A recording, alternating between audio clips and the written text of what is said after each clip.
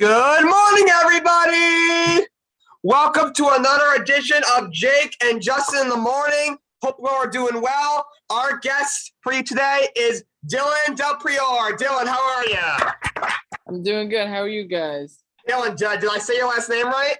Delpriore, yes. Yes, thank goodness. That's the Italian. Is that Italian? Yes. All right, good. The second half of me, the Italian in me helped out. The second half of me. All right, what'd you have for brec? Oh, I had eggs and vegetables today, so. All right. What about you guys? What did you guys have? Justin, what'd you have? I had a sandwich. Rice and cauliflower.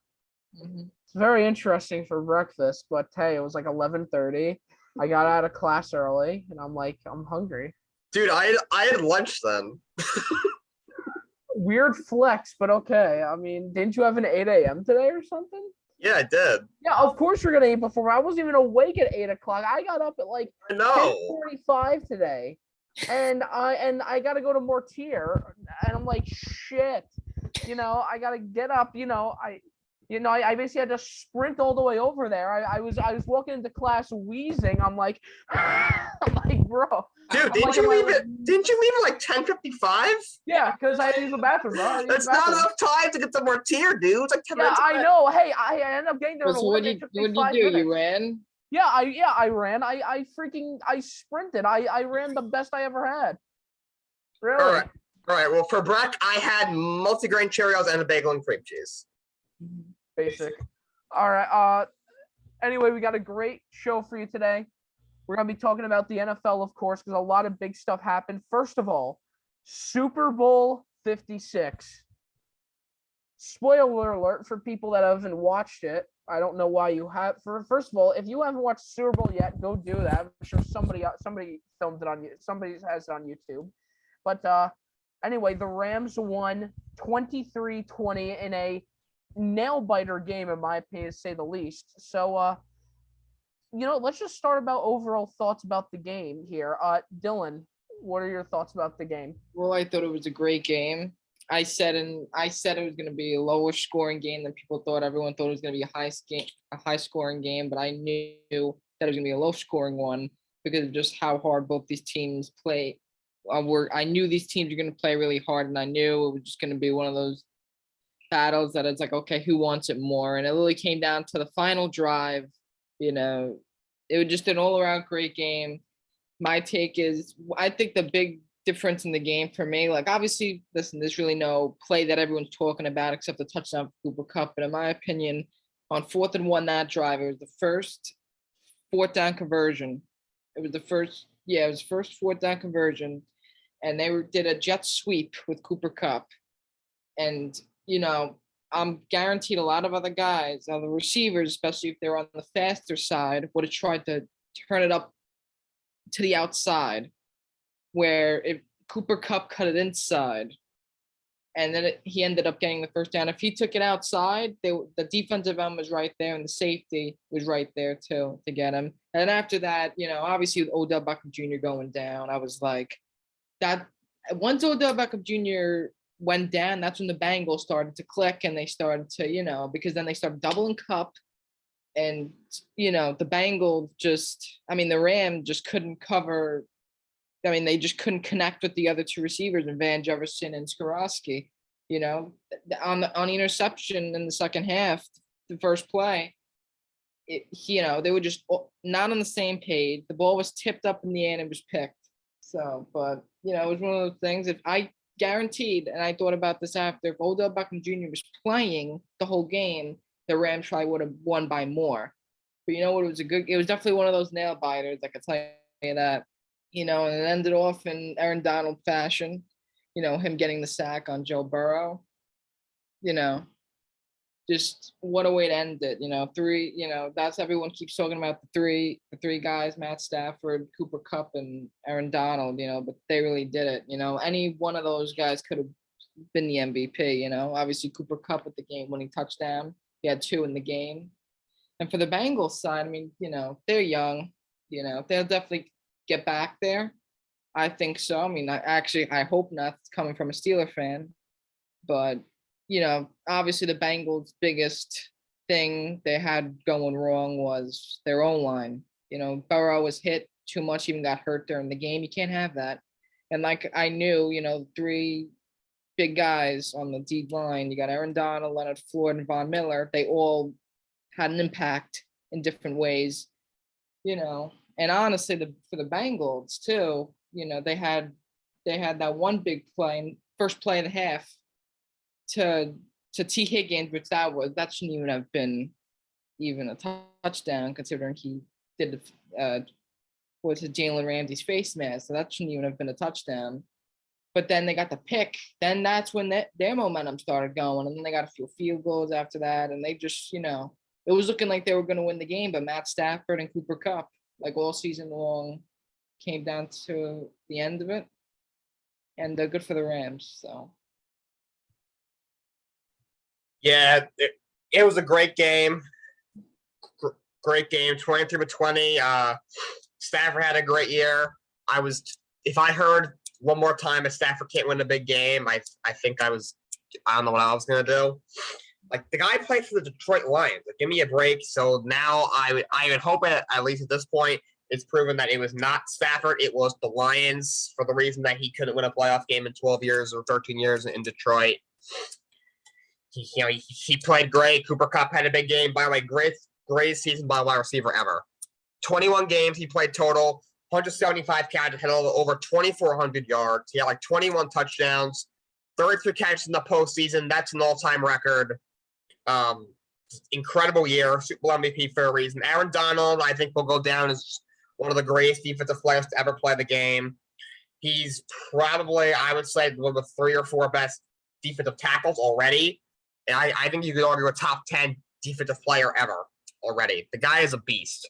And, Bengals played hard, like you said, Dylan. Joe Burrow's going to be a good one. He'll definitely get back there a few times. But Rams pulled it out. Rams played great. Great game. Halftime show was fantastic with Dre and Eminem and all of them. The commercials were really funny. It was a great show. Yeah, just like what you guys said, it was a really good game. It was very enjoyable. It was really, in my opinion, what Super Bowl 53 should have been. It's relatively lower scoring, but also a high enough scoring game to where you could say something actually happened. Like, Super Bowl 53, Rams Patriots was a snooze fest. I was bored. And last year too. Last year was a complete blowout too. Yeah. Last year was rough ball. Last year was complete rough ball. There were calls being put on the Chiefs that should not have been there. That was bad. Now, here's the thing. If I'm the Bengals, I wouldn't be upset about this loss because I don't think anybody even expected them to get here. Like, people may thought they'd still be one of the worst teams in the league. So for them to get to the Super Bowl is a big accomplishment in and of itself. But of course, just like it was last year, guess who screws over Joe Burrow again? The offensive line. Seriously. Well, for one thing, here's the thing. When you have like 30 seconds left and you're on 3rd and 1, why are you running the ball? Why are you running the ball? Okay. Then you're on 4th and 1. Jamar Chase is wide open. He is about to torch Jalen Ramsey, and the O-line just screws screws Joe Burrow over again. And don't even get me started with Eli Apple. He sucks. Like he was getting torched by Cooper Kupp all game. Like he had no chance. But I'm really happy for the Rams. I'm happy for Stafford. I'm happy for Cooper Kupp, Aaron Donald, even Odell. They all have worked too hard and they deserve the ring that they got. And one more thing. If anybody, I'm getting tired of hearing people complain that this game was ref ball. Like, have you seen some of the previous Super Bowls? They were actually pretty good with the calls this Super Bowl. Yes, I know. The T. Higgins one was an absolutely awful miss. But then they called the one, but then they called the pass interference on Eli Apple, so it kind of ended up canceling out. They didn't really call that many flags, and a lot of the flags they called weren't these. Oh well, that should have been called. Like this entire season has been based off ref ball, but looking at the Super Bowl, it wasn't so much. But I'm pretty happy the way it turned out. Great job, Rams. Anyway, moving on. Another big piece of news has to be that that probably like a few minutes before, probably like an hour before kickoff, there were rumors that came out that Aaron Donald might retire if he won a Super Bowl. So Jake, Aaron Donald has won the Super Bowl. He's saying "ring me" after he sacks Joe Burrow. He's now got his win. Is he gonna retire at 30 years old? Okay, Rodney Harrison. I am not discrediting Rodney Harrison. He is a legit source. He played in the NFL a very long time. Was a great player, defensive back. Played for the Giants. Played for the Patriots. Very good player. He's worked for Chargers. Yeah, he was an excellent player. He played a while. He's he knows a lot of people. He's worked in football for a very long time. Not only the player, but of course he's been an analyst for a while. He knows a lot of people. He knows a lot of sports people. So he's not is not like just some in someone's Instagram page that made up something. He's a legit source. But I just don't see it. I don't see it. Aaron Donald is on his way to possibly being one of the greatest defensive players of all time. And the reporter asked him after the game. You hang it up. He says, "I'm just going to enjoy this moment." So he kind of gave that wishy-washy response. There was nothing really else for him to say at that moment, unless he had made a decision already. So then I guess he has not yet. So he's going. I do think he will consider it. Obviously, I don't want to use the parade to say like he's going to come back, because obviously he's going to look super excited at the parade, like he just won a Super Bowl 2 weeks ago, or not even a week ago, 1 week ago. So that doesn't mean he's coming back, but I think he comes back. I mean, maybe he is big on legacy. I believe Rodney Harrison. But still, the guy's what, an 8-time All-Pro, 7-8-time Pro Bowler, 3-time Defensive Player of the Year, Super Bowl champion. I mean, does he have a lot left to prove? Not really. He would be a first ballot Hall of Famer, in my opinion, if he retired today.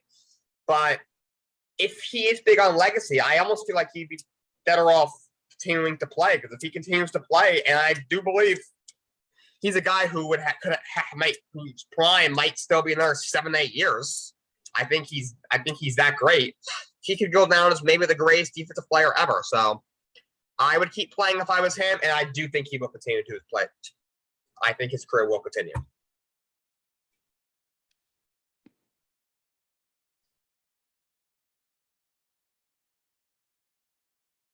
Dylan, Aaron Donald retiring. So, I mean, similar to what Jake said, I mean, you can go two ways with this. The first one, if he does retire, I mean, listen, if he retires today, he's a first ballot Hall of Famer. I mean, what, 7 All-Pros, 7-time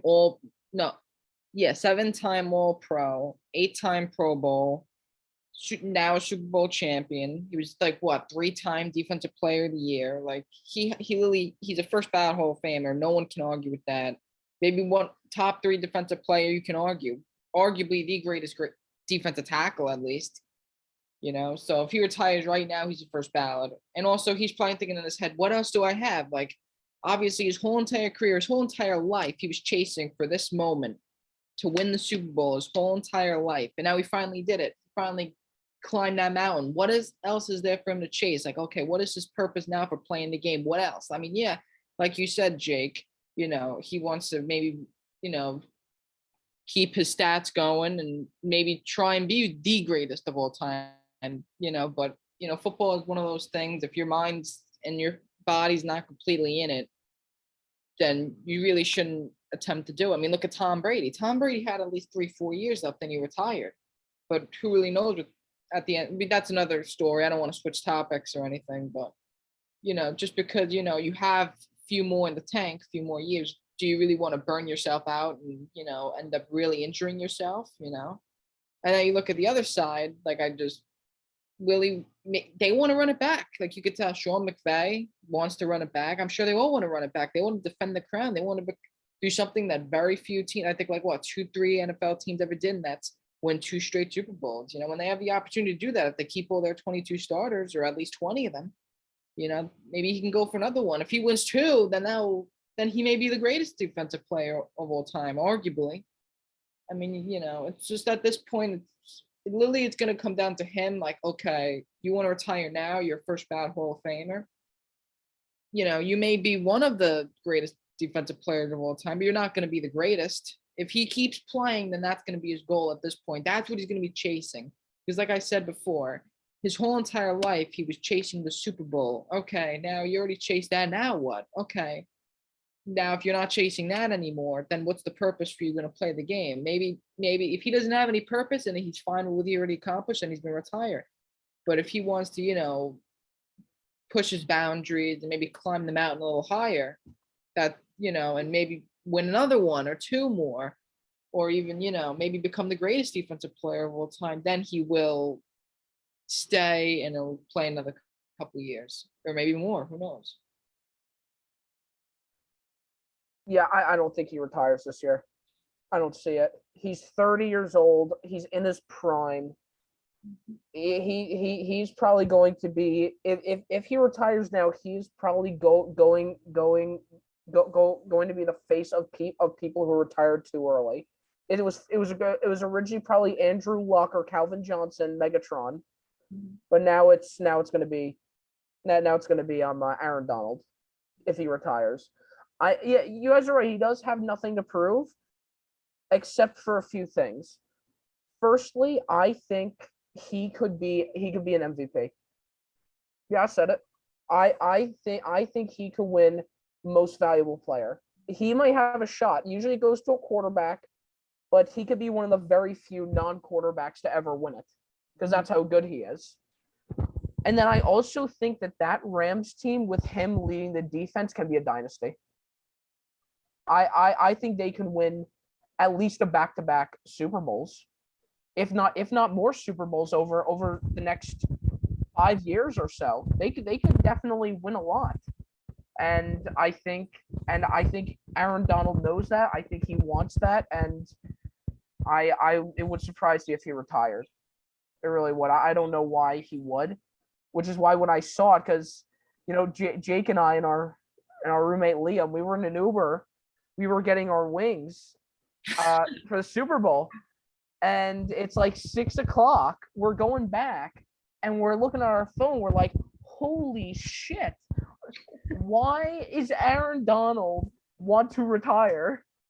And I didn't believe you at first, Justin. I didn't believe you at first. Yeah, I was watching it myself, and they said that. I was like, "What? Like, when did this come out?" And I didn't know when that came out. I don't know if that came out, maybe yesterday, and I just missed it. But it turned out, like you said before, it came out like an hour before the game. But it was really a look because on one hand, I'm holding 50 wings. On the other hand, I got Bleacher Report. I'm looking at this. I'm like, dude, I think I want the Rams to lose because I don't want to see Aaron Donald retire. Like, hold on. But on a side note, I know it's her job, but I forgot her name. The one who did the sideline interview at the end. Yeah. Michelle Tafoya or something? Yeah, Michelle Tafoya. Yeah. So I'm looking at this, and first things first, here's 2 things. Number 1, I think it's stupid when an interviewer asks somebody, "How's it feel to win the Super Bowl?" It's like, what does she expect Aaron Donald to say? "Oh, it sucks." Yeah, I didn't want to win the Super Bowl. I wanted the Bengals to win. I got paid off to win. No, you're not gonna say that. And I also thought it was really stupid of her to ask, she basically asked, "Is this your last game?" She asked indirectly, "Is this your last game?" She said like, "Oh, there are rumors of you retiring, so what will it be?" And he said, "No, I'm just going to enjoy the moment." which is the correct answer. He's celebrating. He's got the champagne rolling. He's about to get lit tonight. He's gonna have a massive rager in the Rams locker room. Don't go asking him, oh, are you gonna retire? It's like, stay in the present, Michelle Tafoya. Come on. Anyway, that's my second rant of the day. Anyway, NFL awards have come out. This is a big one. So let's there are kind of a few bigger ones that happened. So for one thing, Aaron Rodgers won his second consecutive MVP because he won last year. Now he won this year. Then there was also let's hear, Joe Burrow won Comeback Player of the Year. Micah Parsons won Defensive Rookie of the Year. Jamar Chase won Offensive Rookie of the Year, and then Offensive Player of the Year, of course, went to Cooper Kupp. And then I believe Defensive Player of the Year, TJ Watt. So, Dylan, let's start with you. What do you think about those awards? You think some of them deserved it? Some of them deserved it. I'm a Steelers fan, so TJ Watt deserved that. I think he did. I mean, there was no better defensive player. I mean, he tied Michael Strahan's sack record. So Micah Person too. He was a nominee for the defensive players, and he was by far the best rookie defensive player. So I think he definitely deserved that. For Rookie of the Year, Jamar Chase deserved that. I think the second one was behind him was Jalen Waddle from the Miami Dolphins. They didn't even make the playoffs, and Mac Jones. He had a decent season, but nothing like this guy's a top 5 quarterback in the league. Nothing crazy like that. Jamar Chase was like the second or third leading receiver in the league as a rookie. He broke the most receptions yards in a single season for a rookie, so he definitely deserved it. Cooper Kupp, we both know, he deserved Offensive Player of the Year. I mean, there was no better offensive player. And Comeback Player of the Year, Joe Burrow definitely deserved it. He's playing in the Super Bowl after tearing his ACL last year. And the other nominee was Dak Prescott, who lost in the first round of the playoffs. The MVP, I understand the votes are voted before the playoffs. And I have an issue with that because the season does not stop after that. The real season is playoff football. That's the reason why you watch football. Everything is for the playoffs and the Super Bowl. So the reason why they vote before the playoffs is ridiculous. It's beyond me. You know what I mean? Because I guarantee you, if they voted for the MVP after the Super Bowl, I think we can all agree it would have been Cooper Kupp, who would have been the first ever NFL receiver to win the MVP award. And listen, I'm not saying Aaron Rodgers didn't deserve it. I think Aaron Rodgers is one of the greatest quarterbacks of all time. He had a sick year. He had the best touchdown to interception ratio. We all know that. If it was regular season, I can understand why they do it. Okay, Packers were the best team in the NFL. I mean, I would lie to you and say I didn't think the Packers were going to go to the Super Bowl, and I thought the Rams were better than the Packers because I thought the Packers were number 1 seed. They were hands down. They were just killing everyone like nothing. The Packers beat the Rams in the regular season. So do I not agree? I agree in the regular season, yes, Aaron Rodgers was the best player, and I understand that. But my problem is the vote should be after the Super Bowl or at least before the Super Bowl. Because even if it was before the Super Bowl, I think we can all agree Cooper Kupp would have won it. The MVP of the whole league, counting the playoffs, is Cooper Kupp. But you know what? If you just count the regular season, I can understand Aaron Rodgers winning it. You know what I mean? So I'm not upset that Aaron Rodgers won it. I'm just saying we all know Cooper Kupp should have won it because it's overall season. And my issue, like I said, is they should do it after the Super Bowl or at least before the Super Bowl.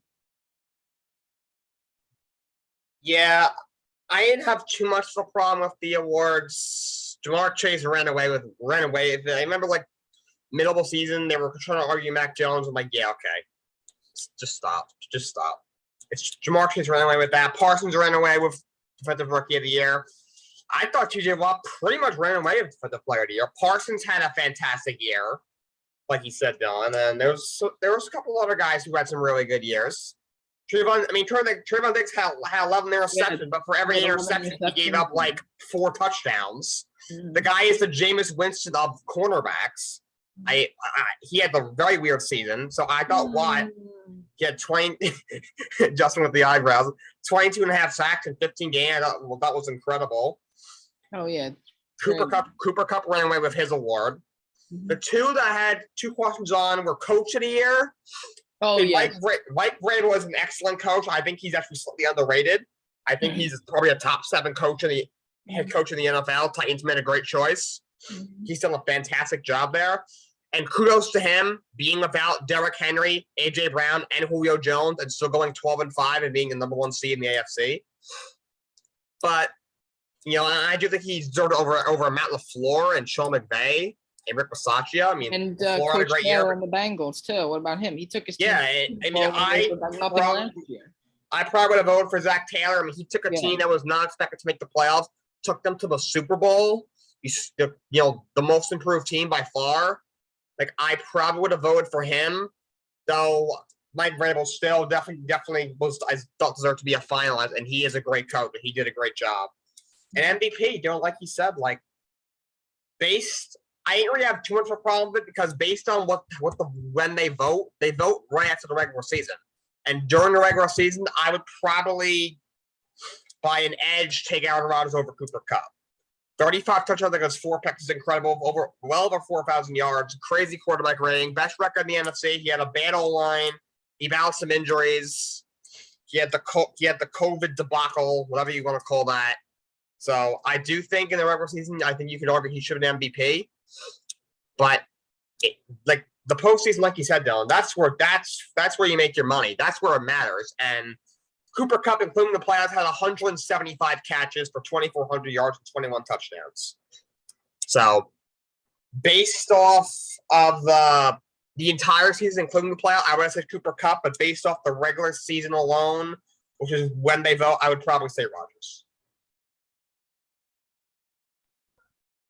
Yeah, I mean, I thought they were okay. They were pretty good. TJ Watt, I thought he deserved it definitely, but I would have argued like Aaron Donald. Because you could have argued him as well, in my opinion. But either of those two, they deserved it. Whoever thinks Cooper Kupp did not deserve Offensive Player of the Year is off the goop. Because he just like there's gotta be you gotta be on something if you think that Cooper Kupp was not Offensive Player of the Year. He was just so good. Jamar Chase was good. I thought you could have made a decent argument for Mac Jones. Not a big one, but I thought you could have made something there.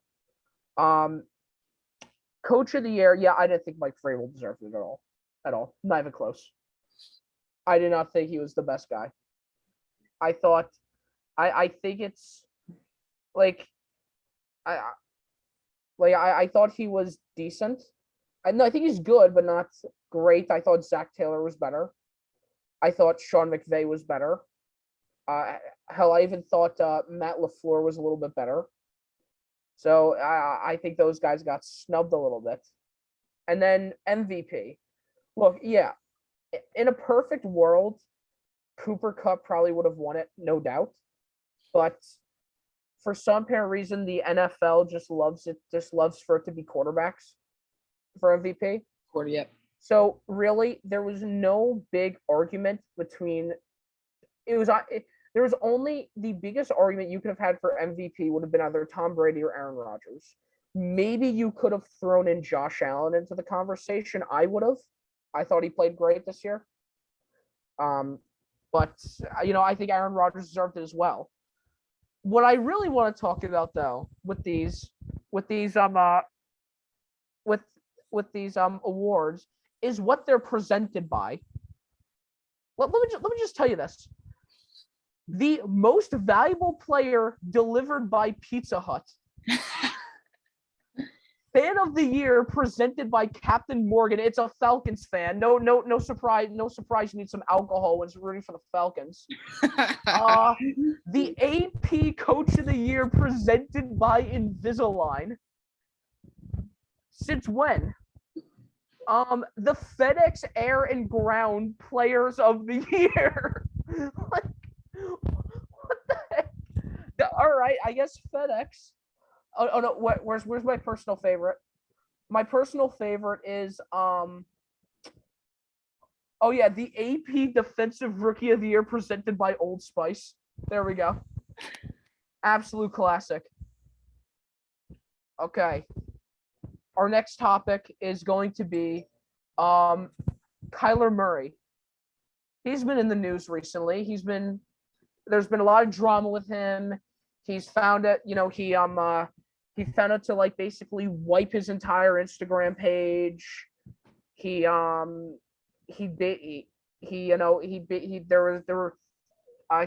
he had an issue with being the scapegoat and with saying that people are making him out to the scapegoat in the playoffs.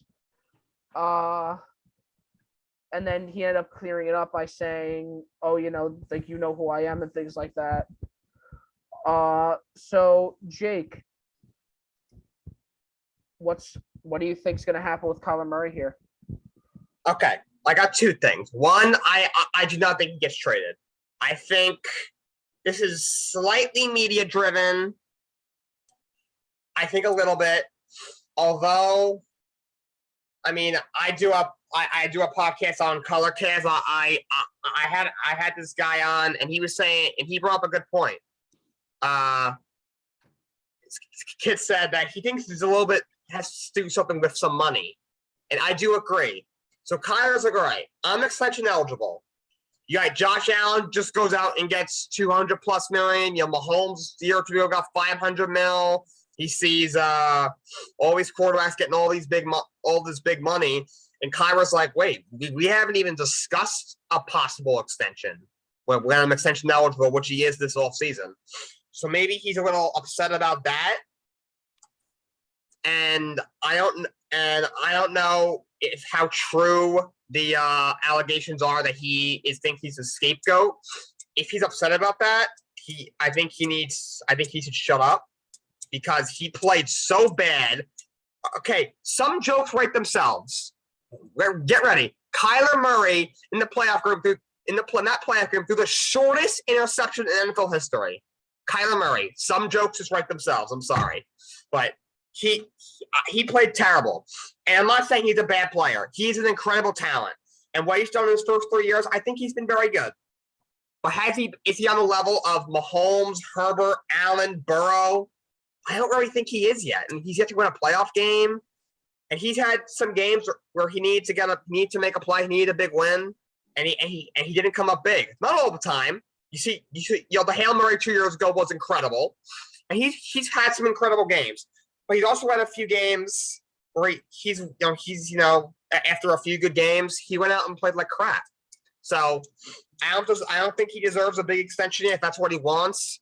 And when it comes to him thinking he's the scapegoat, is that Kyler Murray out there? Oh no, it's just a baby crying. Never mind, it was a baby crying. I thought it was Kyler Murray.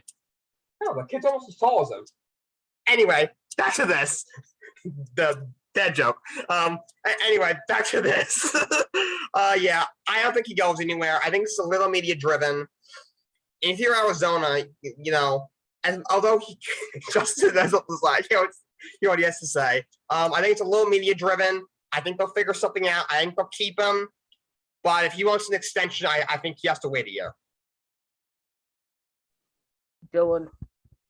Well, I'm first off going to say, about the money. Is it about the money? And he wants to be paid like Josh Allen, Patrick Mahomes, Joe Burrow, whatever, all those top quarterbacks. But there's a huge difference in those quarterbacks and Kyler Murray. And that is they won playoff games and he's 0-1. So, okay. And this Cardinals were the number 1 seed in the league, right? They were like 13-2, something crazy like that. Number 1 seed, better than the Packers. I don't know what the heck happened to them. I don't know what was going on. They just could not win a game for their life. I think they lost out of the last 4 games. They lost 3. And I don't, so, and people don't talk about this either. They did the same thing last year too. They were a top team. They were, I think, leading in the division or something crazy like that. And then what happened? End of the season, last quarter of the season, they fall off the bridge. So that's 2 seasons in a row when they have the players, they have the potentials to do something great, and they just don't do it. So what do I think? And now about the Kyler Murray situation, what I think, like you said, Jake, I do think it's a little media driven. I actually heard this one quote that apparently that they said he at halftime he just stays away from everyone, and he'll either just listen to music and not listen to anyone, like I just said, or he'll call his girlfriend at halftime. I don't know how true those rumors are. I don't know. And there's always been questions about his leadership. So I'm not gonna lie, I think some stuff that's going on is true. I have a feeling, Kyler Murray seems like kind of a laid back guy. He's one of those guys that wants to lead by example. You can kind of tell he's one of those type of guys that, thinks he's the greatest thing ever, but that's like majority of the NFL quarterbacks. Not that that's a bad thing. I'm not saying I'm against that at all. They're the best in the world. So they have the right to think that. Yeah, but like I said, there's always been questions about his leadership ability. It's always been those questions. So maybe those rumors are true. Maybe they're exaggerated, because the media. We all know the media. The media just loves to stir up certain drama. So maybe there was initially drama there. Maybe, listen, Kyler Murray deleted those Instagram pictures, no one else. So something is going on there. And do I think he stays? I mean, listen, Kyler Murray, he seems like the type of guy that's like, if I don't want to be there, I'm not giving them what they want. And look at Deshaun Watson. I mean, listen, that's a whole different story. I'm not saying Kyler Murray raped 700,000 girls. That's a whole different. So I'm not saying that at all. But even before that, though, Deshaun Watson wasn't going to camp. That's it. That's it. Yeah. I'm just saying, even before that, he wasn't going to camp. He just didn't want to be there. And now look what happened. Now he's not playing for the Texans anymore. If a player doesn't want to be there, he's not going to be there. But like Jake said, I think like what Jake said, I do think that he has the potential to stay, but I won't be shocked if something crazy goes on and he goes to like a random team. Jake is currently just like losing his mind. That's why he turned off his camera. He is going nuts right now. Sorry guys. Oh, yeah, that was funny. Mm-hmm. Yeah, that was good. All right. Just I put Justin. I took a play it ear playbook. Oh yes, a classic bait. Yes. All right. Just.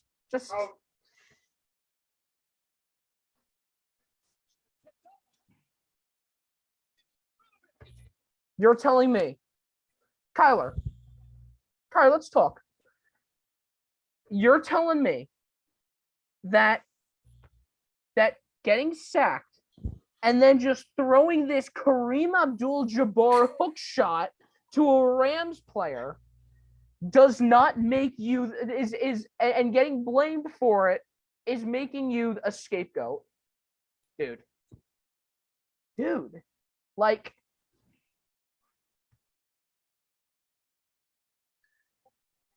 Dude, what are you doing? You are telling me that you play like this and you cost them the game and they're making you out to be a scapegoat? If that's not the most Ben Simmons style shit I've ever heard. Really. You know what? He's got to grow up. I don't care what it's about. If it's about money, if he's getting blamed. For the first thing is, number one, he doesn't deserve an extension because here's the thing. When it comes to Mahomes, at least you're guaranteed to make it to the AFC Championship. Maybe it won't be a Super Bowl every time, but at least you're gonna get close. But with Kyler Murray, this is your first time in the playoffs, and you put a performance like that, and you expect more money? Get the hell out of here. Get out of here. Really. And then instead of being poised about, instead of being mature about, instead of showing, like you actually belong in the NFL, you're like, oh, let me just go delete all my Instagram posts because, as like, hey, shows you Cardinals. And the Cardinals staff is paranoid enough to say, "Oh my God, what's he doing? He's deleting his posts on his own Instagram? Oh my God, that's not allowed. That's not allowed." Like Kyler, grow up, get back in it, and maybe learn next time not to throw pick sixes. Okay, if you want to do sky hooks, join the NBA. I'm sure the Lakers are looking for more guards. And by grow up, we mean like not literally, because we know that might be a little tough for them. I mean, thing is, the guy is talented. The guy is yes, he is. He's very, very talented. The guy is talented. About halfway through the season, I would have argued that he was the MVP favorite. He was playing so good. Yes, I would argue with that too. Yeah, and then DeAndre Hopkins got injured, and then it just kind of fell from there, unfortunately. But I thought he still had just a generally great year. But you can't be doing this. You can't pull this kind of off-season drama. And don't try to say, "Oh, they're making me into the scapegoat," when, like, it is your fault. That's the thing. Usually when you're the scapegoat, it means that they're looking for somebody to blame just because. It's like, okay, if you want to, like for that game, I don't even think you can argue Cliff Kingsbury as much as you could argue or argue Kyler Murray. And Cliff Kingsbury is garbage. He is so overrated. If he did not have, if he didn't have DeAndre Hopkins, Kyler Murray, J.J. Watt, Larry Fitz, and even Zach Ertz, he'd be gone. He'd be gone. He is getting carried by his team. Anyway, my last question before we move on to the segment to our little fun segment, as everyone knows, is NFL's over. We'll be moving in to the 102nd season next year, right? That's what it is, 102. What is your thoughts? Dylan, let's start with you. What is your overall thought? If you could give this season a grade, what would it be?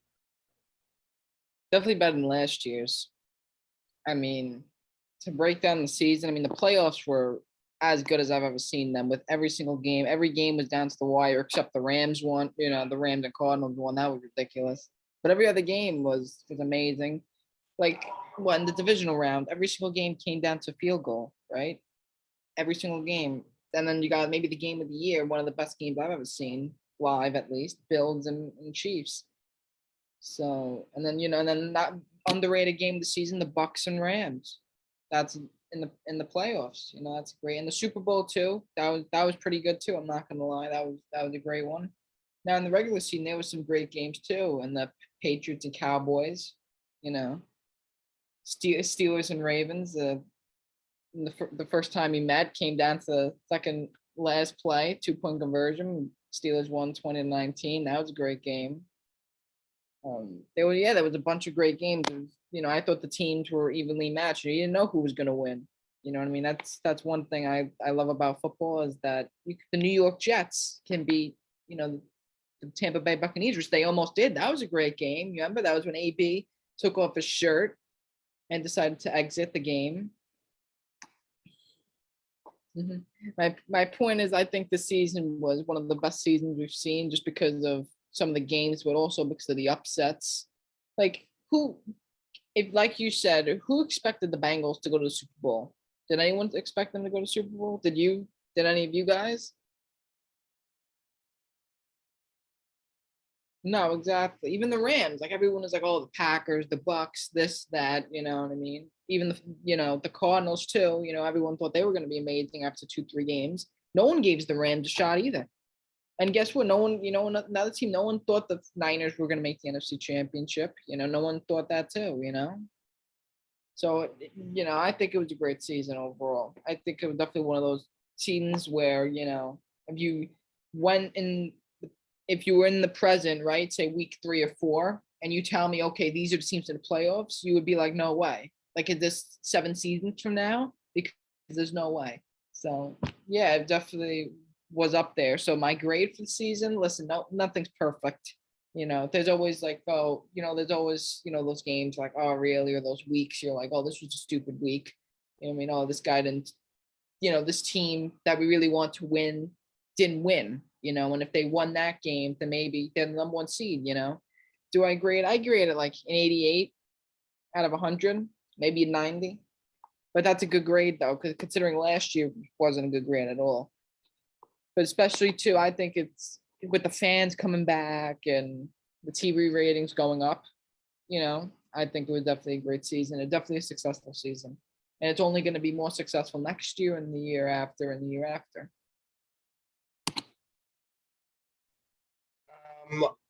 So the grade, I'm with Dylan, probably B plus A minus. The refereeing was still a problem. Yeah, the taunting penalties. The taunting penalties. You had the one guy in the Bears who did this basically pose to the whoever they were playing sideline, and apparently that combined with the referee bumping into him is a penalty that basically cost the Bears the game. That I didn't really understand. That the taunting penalties got to go. The refereeing needs to be better. But there were a lot of good things. There were so many great moments, so many great games. Chargers Raiders at the end of the year was fantastic. I was watching that game in my basement. I was screaming. I was like, "Oh my god!" Yeah, what a way to end the season. The playoffs. The wild card round was a bit of a snooze fest, but the last 3 rounds of the playoffs were incredible. The Cowboys lost in the first round, which is always great. I got to post all over social media all my Cowboys memes, and I have a folder on my photos on my phone that is literally for Cowboys memes. Whenever they lose, in the playoff, which happens every single year since 1995. So that was great. There was a couple more that I didn't like about the season. You had it was Tom Brady's last year. That's kind of a mixture of good and bad. You had obviously the situation with Aaron Rodgers I thought was a little concerning with the COVID. He lied, he didn't lie, blah blah blah blah. I'm going on Joe Rogan's podcast, whatever. So there was some. I think there were some things that could have been better. Like you said, Dylan, a season can't be perfect. There's gonna be at least one thing that you like. Could have been better. I didn't really like that. I'm a Jet fan. For me, the season was terrible, but that's been every year for me. So, but the season overall, I thought it was a really good season, and the team. I picked the Rams to win my Super Bowl, so I got my Super Bowl pick. Was correct, and I was happy for Stafford. And overall, that was a very good year. I would give it probably a solid B plus. It's a very good year. Okay. So in a sense of games, like matchups, I'd probably give it, a 90. Something a little funny. I must have miraculously gained an ability to predict plays properly. Because I don't know, I was watching a Jet game with Jake, and there was a flag call, and nobody even saw who got flagged. But I'm holding offense number 75, and it was the exact play, exact flag, exact number. I don't know how I did it, but I found that very impressive. If we're talking though about the season as a whole, I'm dropping it to a 65. This season with the flagging is borderline unwatchable. It really was. It is seriously. It's mostly a fall sport, so I don't know why there's so many snowflakes on that field. With the refs, especially, let me just give you a stat real quick. This year, in a single season, there has been 3,909 flags thrown.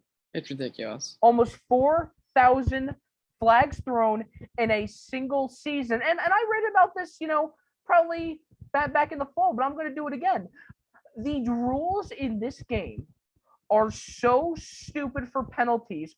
One of the biggest ones, in my opinion, is holding.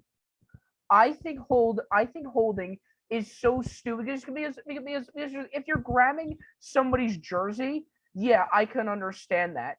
if you're grabbing their shoulders, dude, it's if you're grabbing their shoulder pads, like, dude, these guys weigh like 300 pounds. They're freaking trucks. They are not upset over that.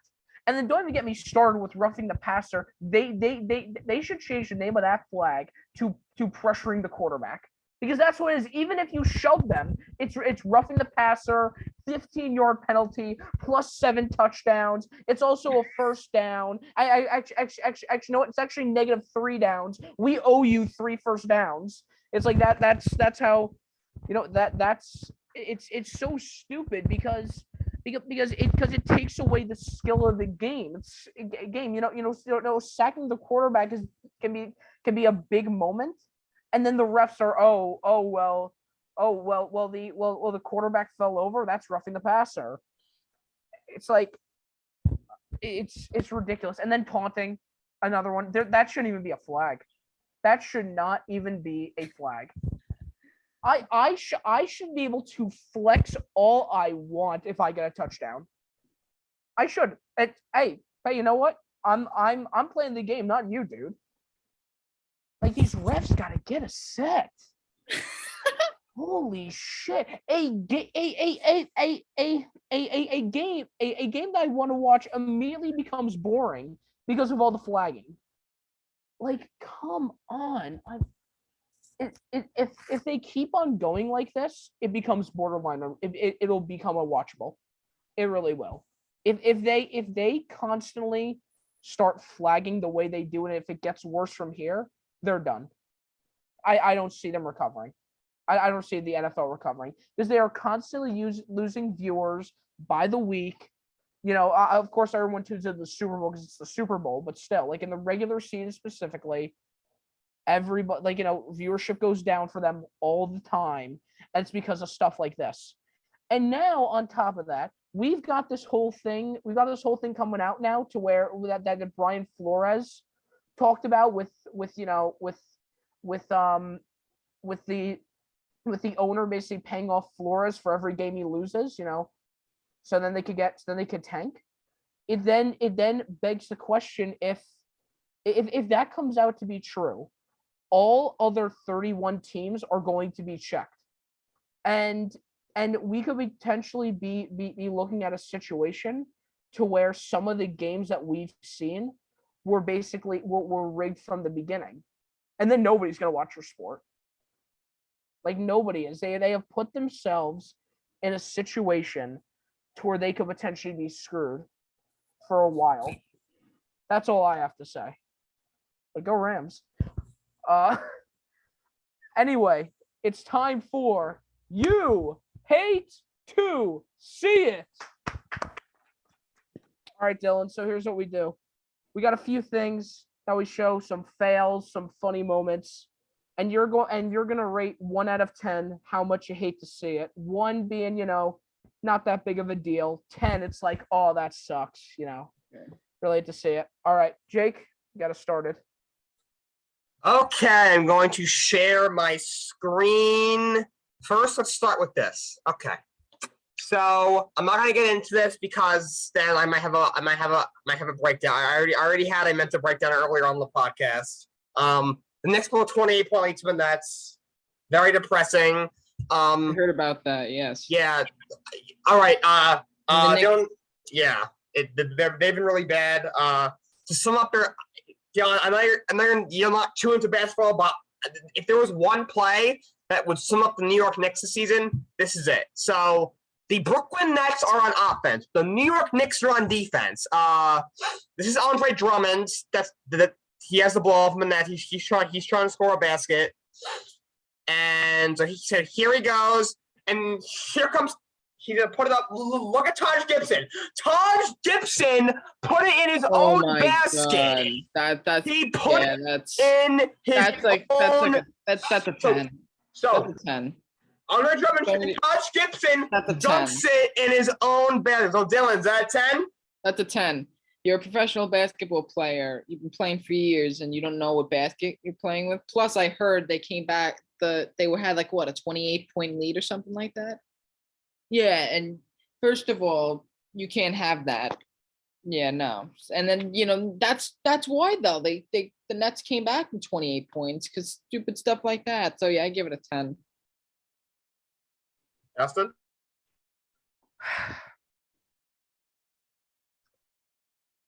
$191.4 thousand out of 10.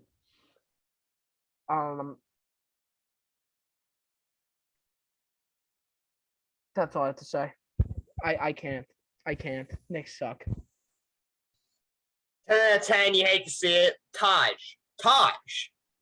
you are on defense. Defense, the definition, you are trying to defend. When the Nets shoot it, please do not dunk the ball on their basket. That is not how basketball works. You are perfectly capable of grabbing the rebound, turning around, and passing it to somebody else. Guys do it all the time, I promise. 10 out of 10. The Knicks are horrendous. They've blown 2 20-point leads against 2 subpar teams. They blew a 20-point lead against the Blazers. The Nets had like their entire team injured. They lost to the Thunder, down their top 2 players. With them, they're not the second worst team in the West. Something has to change. They got to do something. Just 10 out of 10. Hate to see it. What was that? Okay. Moving on. So this is a Minnesota Timberwolves and Toronto Raptors game. Let's go full screen here. So the tip-off, when I start this video,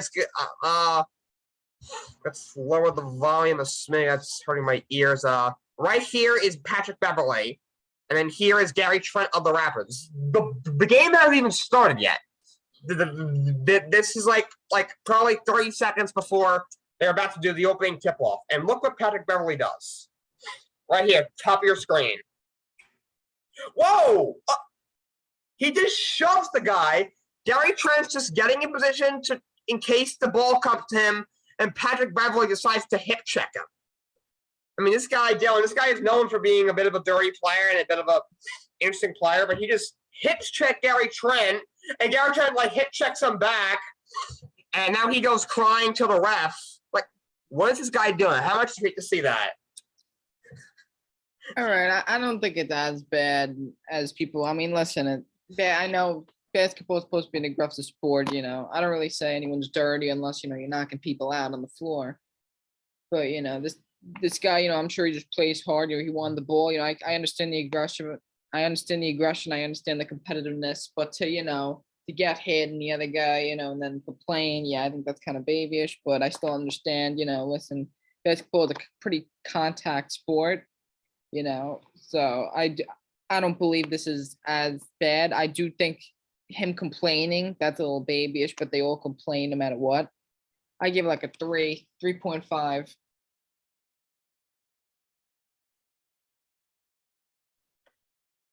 10 out of 10. Dude, this guy's a certified nut job, actually. He's nutty. He's nutty by nature, actually. He's got to be. He did. Patrick Beverley was also like this on the Clippers as well. Dude, what is it? The NHL? You're gonna start, or getting into fights before tip off. Come on, man. 10 out of 10.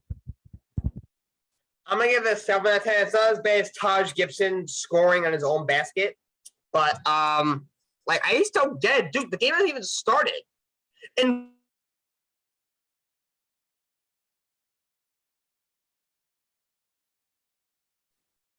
Yo, you're muted, bro. Yeah. Sorry about that. Nothing even happened. Gary Trent is just getting ready to catch the ball in case it comes to him. Patrick Beverley is being Daniel Chara of the NHL and hip checking him. It just doesn't make any sense. It was just so stupid. Pat Bev's gotta calm down. Take a Benadryl or something. 7 out of 10. Hate to see it. All right, so the Rams have been famous this year for having very bad crowds. They're at home, but it looks like an away game. For example, in the AFC title game, it looked like the Niners were home, but it was in LA.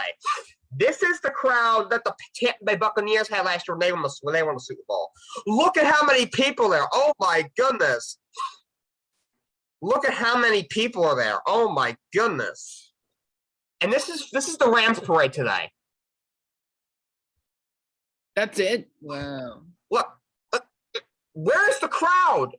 Your team has not won a Super Bowl in 22 years. Kurt Warner was the quarterback when he last won a Super Bowl. He's been in the league for like 10 years. He was an all-time great, don't get me wrong, but still, 22 years, he haven't won a Super Bowl. And this is the crowd? Dylan, how much do you hate to see that being the crowd for the Rams Super Bowl parade? Damn, that's I mean, I've noticed it too with all their games. Sometimes like the away team is really the home team. So yeah, they need a better fan base. I mean, if you ask them, they'll probably say they have the best fan base in the world. But I mean, every team says that. Yeah, I mean, I feel like it's not, I feel like some teams are more popular than others. But yeah, either way, you're a fan, you should go. But I give it like a 6, 7 in the middle there. I'm gonna have to also give this one a 10.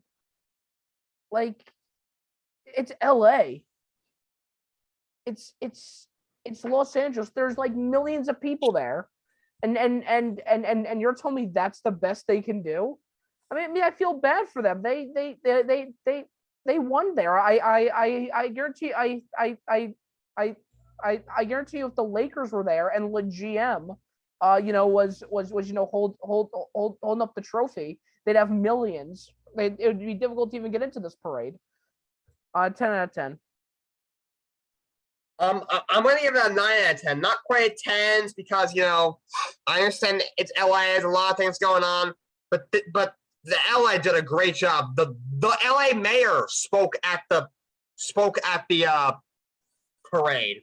He gave Matthew Stafford, Aaron Donald, and Cooper Kupp keys to the city. The famous giant Hollywood sign, they added it to say Ramstown. You had absolutely jacked Aaron Donald. The guy's like 300 pounds, doesn't have an ounce of body fat on him. He has his shirt off and like a $1 million chain on. He got, Matthew Stafford's just, drunk off his backside. He got his very attractive wife is there. Cooper Kupp pulling up in a Kobe jersey. OBJ's on crutches and he's celebrating.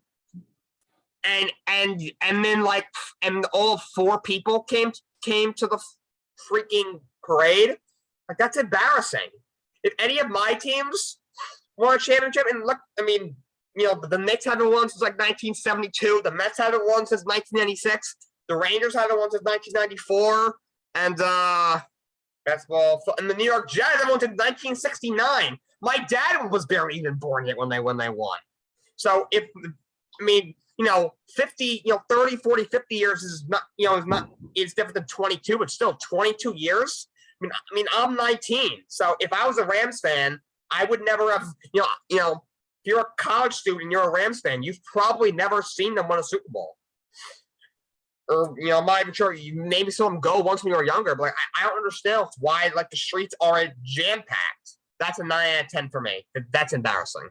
I'm going to stop sharing. Justin, do you have any clips for us? I have one clip and one excerpt, one piece of writing. Let's show you that first. I hope both you guys are music fans because this one's big. This is Bam Bam, a K-pop rapper. He is K-pop. He just recently became the head of global affairs for the Warriors, and he made this tweet. It's time to begin 2022. He is one of the best two-way players. Wiggs deserves to be an all-star. Vote Andrew Wiggins into the 2022 All-Star game, and I can't wait to meet you all very soon.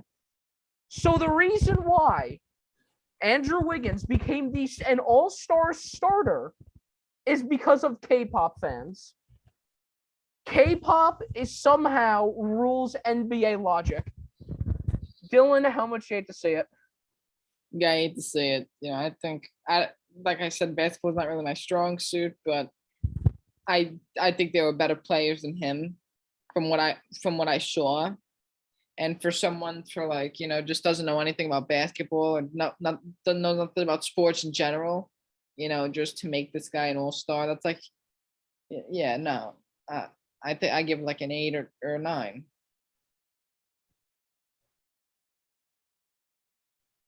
10 out of 10, 10 out of 10, I hate to see it. I have a question. What the heck is K-pop? What is K-pop? Is that like someone who's trying to say pop, but they have a broken jaw or something? K-pop is Korean pop. Oh, so it's pop music, but it just happens to be in Korea? It happens to be from Korean singers. Yes, sometimes it is just like sometimes it's Korean people singing English. Sometimes it's just full Korean. So I mean, yeah, there's also J-pop, which is Japanese, and then Latino pop is it's like Spanish. It's not that it's bad. It's that the fans are cringe as hell. So if Japan can call their pop music J-pop, whatever the heck they call it, sounds like a rapper. Yo, I'm J-pop. Yeah. What it probably was, he probably saw like one game and it was probably like exactly. If Korea can go their pop music K-pop, why can't we call our music UA pop? Well, why not? Hey, yo, let's go down to this party and listen to some UA pop with the boys. Why can't we call it that? This is so dumb. 10 out of 10, you hate to see it. Wiggins is a pretty good player. He's come a long way. He struggled a few years ago. He could have been reserved to be an all-star star. He just didn't deserve it. Because a person who a pop singer who so happens to be from Korea, so apparently got to call it K-pop, because they have a big platform and they like Andrew Wiggins. They think, I don't know, they think he's cute, or they think, oh, he had one good game I just happened to see. That's so dumb. 10 out of 10, you hate to see it. That is so dumb. Okay. First things first, Jake. There's a reason why it's not called UA pop, because you don't call it the country if the country or if the thing originated from that said country. Pop originated in the US. So you're not going to call it UA pop because it's from the United States. 10 out of 10, I hate to hear that, man. Holy shit. Dude, like, it's not even the name K-pop is bad. It's that the fans are cringe because people are like, Bam Bam, oh, so cute, Sagaya pretty, oh my god, they're ridiculous, and this guy basically used his status to get all these K-pop simps to vote for Andrew Wiggins as a starter. He became a starter because of this. Oh, God. Come on, dude. Like, Devin Booker's there. Luka Doncic is there. And the only reason why Andrew Wiggins became a starter was because this guy makes music. 100,000 out of 10. 100,000 out of 10. I'm done. The fact that this guy's even allowed to be a starter. I'm not saying he's a bad player, but I'm not saying he's definitely not good enough to be. He's definitely not good enough, and there's too much star power in the league for him to be involved. But the thing that makes it even worse is that it's not even because of him. He didn't campaign. This guy did.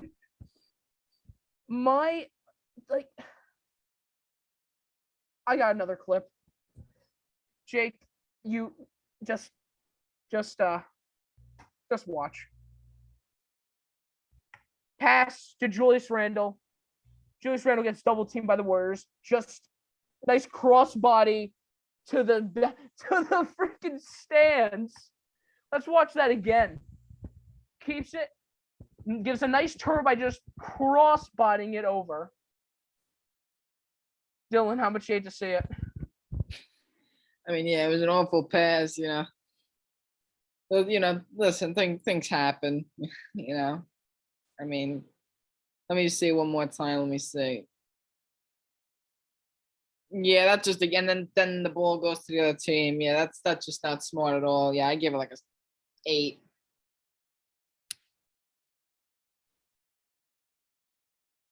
Like at least try and take the shot. You know what I mean? Like, okay, don't throw it out. Don't give the team the other ball. You know, like just take the shot. You know. Jake? Of course, it's the What is next. he doing? Dude, I know the Olympics is going on right now, but you're not participating in the shot put event of the Olympics. You're playing basketball. What are you doing? I would tell the Mets to sign him and make him their starting left fielder, but you can't sign guys right now because they're in a lockout. That's why Rob Manfred for clown face is my background. But that is a 30 out of 10. 30 out of 10 for Julius Randle's number. He has played so bad this year. I know it was be tough to do what he did last year. He was so great last year, but although he's still averaging 19 and 10, he's been terrible behind the 3-point line, turnover machine. He's not a good leader. His defense is terrible. He's one of the least efficient players in the league. I'm tired of him. What was that? 30 out of 10. I hate to see it. I'm gonna give it a 7. Julius Randle, I don't like him.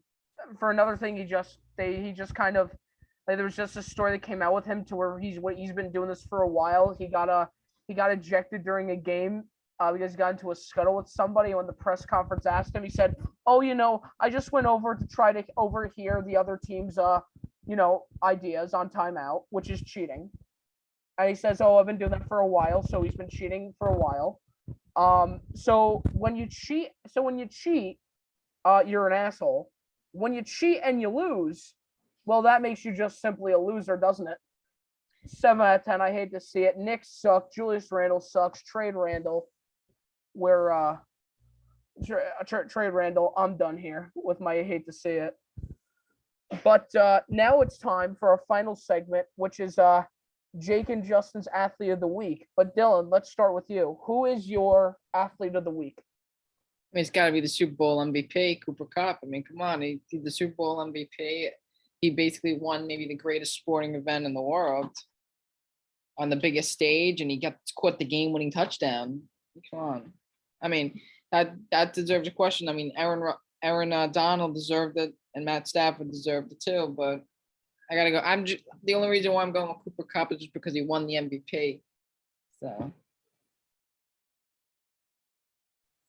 My athlete also was in that game. Matthew Stafford. Congratulations, Matt. I apologize. You had to be, just completely degraded in that dumpster fire that is the Detroit Lions. But now you're out of there. Now you're a Super Bowl champion. And I think if he has a few more really good years like he did this year, a few more years where he's a top 7 quarterback in the league, which I thought he was this year, he does that 3 or 4 more times, gets a couple more Pro Bowl, I think he'll have a shot at the Hall of Fame. Congratulations to Matthew Stafford. He's my athlete of the week. My athlete of the week is somebody who, he's a little bit underrated in the sense, but he had a monster game. He had a monster game in recent time, really showed off his skills. His name is Mac Jones for hitting the gritty in the Pro Bowl. Mac Jones, you're my athlete of the week. I got them again. He thought I was going to say Aaron Donald, Odell Beckham Jr., Jalen Ramsey, Andrew Whitworth. The answer is Mac Jones. I did not expect that. Justin, do it again, Justin. Do it again. I'll do it again. Why did I not see that coming? How many shows have we done? How did I not see that coming? You didn't see it coming to where I was gonna say to Mac Jones, I was gonna hit the gritty. All right. Well, anyway, that's gonna do it for our show today. Fill out the guest form so then I can have a 5-alarm fire in my mouth by eating Takis. And have a great rest of your day.